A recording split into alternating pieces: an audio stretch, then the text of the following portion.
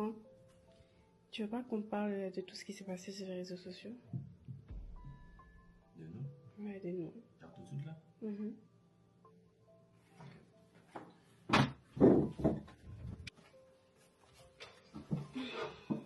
Bon, tu sais que t'as dit pas mal de choses quand même. Ouais, et toi aussi?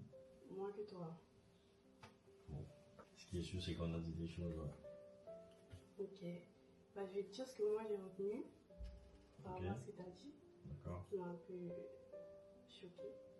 T'as dit j'étais pas là.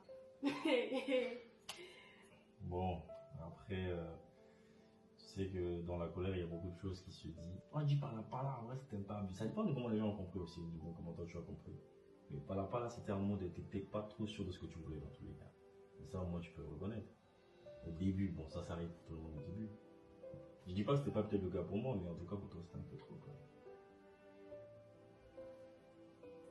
Bon, moi aussi, j'ai retenu des choses que tu as dites sur moi, qui n'étaient pas forcément vraies, comme je n'étais pas un bon père. Est-ce que tu le pensais vraiment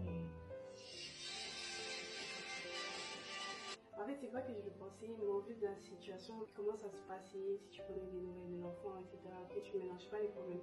Donc, c'est pour ça que, à ce moment-là, j'ai dit ça. Donc tu reconnais que je suis un bon père. Ah, si tu souris, c'est que c'est pas sûr. Non, t'es un bon père. Ok, voilà. Donc toi, tu m'en rejettes pas d'autre. Après, moi, c'est vraiment plus tout ce que tu as pu dire sur moi que les gens ont pu prendre d'une certaine manière. Par exemple, insiste sur le fait que je voulais travailler au McDo, comme si j'étais une feignante. Je vais recommencer là-dessus. Je ne dénigre pas ceux qui travaillent au McDo et je pense que ça, je l'avais me redit en live. Le problème, c'est que tu es dos colosse, ok? Tu étais censé être ma copine à moi et j'estimais que, en vue de ce que nous sommes, travailler au McDo pour moi, c'était inférieur à ce que tu méritais d'être. C'est tout. Le problème, c'est qu'il y a un sujet qui a été mis à la barre. Pourquoi ça, là, ça ressort?